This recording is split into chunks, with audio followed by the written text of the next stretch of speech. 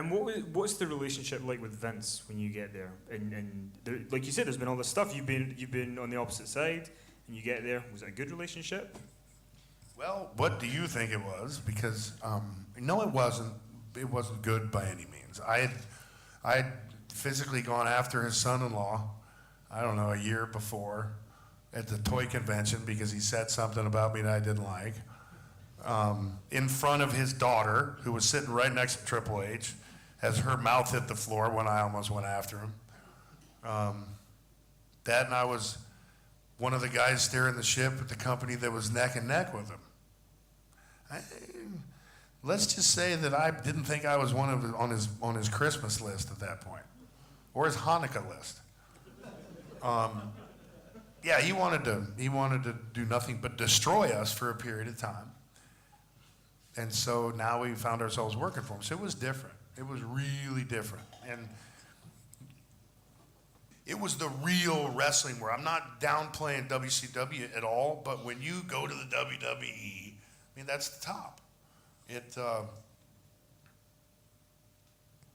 just is. It's defined as the top. I mean, look at where they are now. You know, they survived. They're like, I'm not going to say they're like a cockroach, because that, in this day and age, will get me in trouble. But, man, you can't kill them. They're the 800-pound gorilla that knows what's going on, and they know how to reinvent themselves, and they know how to make business. If it wasn't for them, I wouldn't be here. But it starts off with you and The Rock, and it starts off maybe in one of the best ways that it could. You know, you walk in straight away to this program with a guy who's about to leave pretty much for good, and on the way out, he's going to work with you. Was that a cool beginning for you there, getting to work with him? I thought it was. I mean, anytime you get to work with one of their top guys, especially a guy as talented as Rock, you'd have to take it as a huge honor, especially, you know, I went over on him in a short period of time. I loved working with Rock. He's a great guy.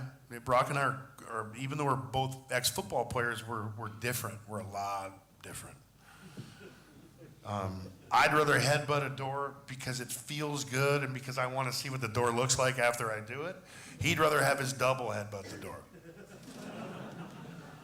so his hair doesn't get messed up. See, I don't have any hair, so it's all good. But I love him to death. But yeah, we're two totally different people. But it was a great entrance into WWE. I don't know how they could have done it much better. And then you talk about you have this run-in before with Triple H, and then that's basically the big program of your 1 year run there. You're for a good period of time. Were you guys able to coexist in that program and get along? I mean, you became the World Heavyweight Champion. We're both still alive, aren't we? Yeah, I think we both wanted to kill each other. But you gotta, it's business, man. It's business.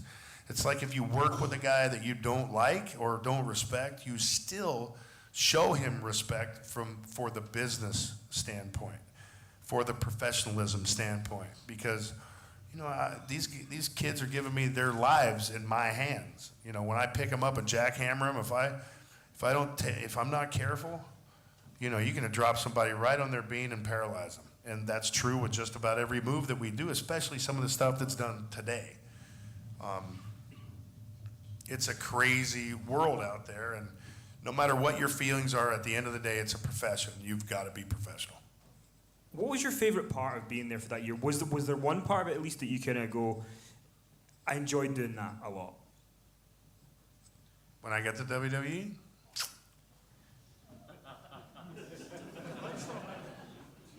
Man, no, not really. I enjoyed throwing Jericho through that stuff with the Elimination Chamber. I enjoyed stuff like that. I enjoyed the different opportunities that a bigger company like WWE would present because they had done it for so long a period of time and they were the kings. I enjoyed the opportunity to get in the ring with different guys. When did you know? So you're there from March of 2003 to March 2004, a 1 year run. How far into it did you realize I'm not renewing this? And what was the catalyst for that? You know, I wanted to have a good time. I wanted to try to have a good time. It just felt like a different place. It was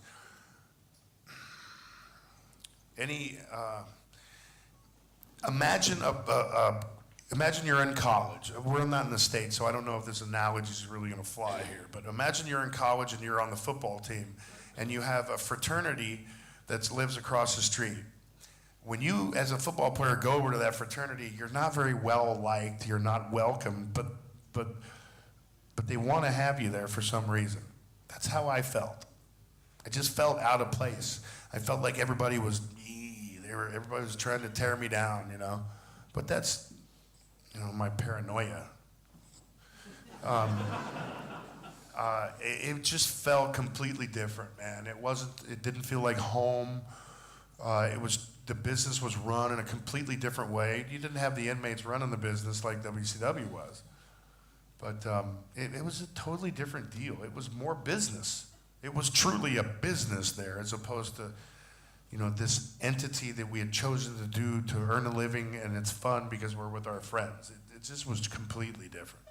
Was part of the tough aspect of it that when the Monday Night Wars had ended and they tried the invasion thing and it didn't quite pan out the way they wanted to, around the time that you were there, they went to a lot of shock tactics, whether it's Vince facing his daughter on TV or various other things. Was that part where you were kind of like, I don't really want to be a part of that? I leave the ring as a champion one night, and I grabbed about a 5 or 6 year old little boy on the way up to the ramp, and I put him on my shoulders and I gave him the belt, and I saw the look in his eyes, and then a guy named, Rosie, God rest his soul, who was one of the most wonderful guys I ever met in the business. But he had this character called the superhero in training. And if you look at the first letters in each word, they were italicized, and it spelled out on his shirt.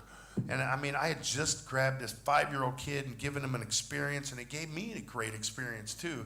And then here comes this wrestler with a shirt that, has this profane word on it. I just, I know wrestling's different, and I know it caters to a large different demographic of people, and you have to satiate the young and the old, and you got to have the shock value, and you got to do this, but it just wasn't something I signed up for at that point. So I pretty much, 6 months, 7 months into it, I felt very uncomfortable being there. It was weird. I just didn't feel like I belonged. I'll be honest with you, I didn't feel like they wanted me. I think one of the most fascinating wrestling matches that has ever taken place is WrestleMania 20 with you and Brock Lesnar. I don't know if a crowd have ever reacted that way to a match. And it's weird because I remember at the time, I think people knew that you were maybe going to be leaving, and then the week of the show, it got out that Brock was leaving, and then the fans just rosied all over it. Here's the thing, though. If you're presented with that scenario and you're Vince McMahon, what the hell do you do? Who do you let win? Who do you hate less? I just wonder how he came to that decision. I really do, because it's like he wanted to kill me, and then I know he wanted to kill Brock, so I guess he wanted to kill Brock even more, so that's why I beat him. Which, thank God, because I don't think they ever would have brought me back 13 years afterwards. But it was a weird deal, man. I mean, everybody knew I was leaving. They didn't appreciate any of the fact that, we had both worked our asses off to make it to the point where we could provide a good match. So at least we thought. But nobody cared. They just wanted to yell and boo and do all that stuff. But I'll be damned if you tell me that a match where you got me pressing Brock Lesnar up over his head and him pressing me up over his head, you can't tell me that that's one of the coolest things you could ever see in one match. Because nobody's ever done it to me, and nobody's ever done it to him since, that I know of.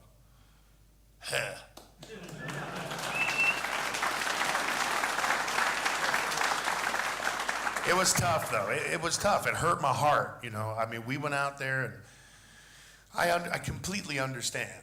But, you don't feel appreciated when you're in the ring and people are booing you and you're trying to give it your best. And then, the worst part about it was right in the beginning, when I first got in the ring, I looked at Brock and I swear he wanted to kill me. I mean, he had the worst look on his face. And I was like, oh God, what's going on here? Why is this the way that it is? And then we powered through it. I don't powered through it. We drudged through it.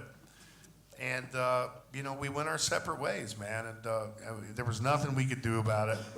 We just had to go out and try to do our job, and it was quite a difficult evening. And before we talk about you coming back, between 2004 and last year, was there ever a time where you were seriously considering coming back to wrestling for anybody? No. I love you guys to death, but there was not 1 second that I seriously thought about coming back. There was no reason to. I mean, for me, I went out winning, beating arguably one of the biggest, baddest dudes on the planet, WrestleMania. I mean, a big stage. I didn't care whether they booed or not. For me, it was an accomplishment to make it there, to be there for only for 1 year, and then to be leaving, fighting their biggest, baddest dude and beating him. After that, I didn't, it's all about the legacy that you leave or the impression that you leave when you're trying to do something.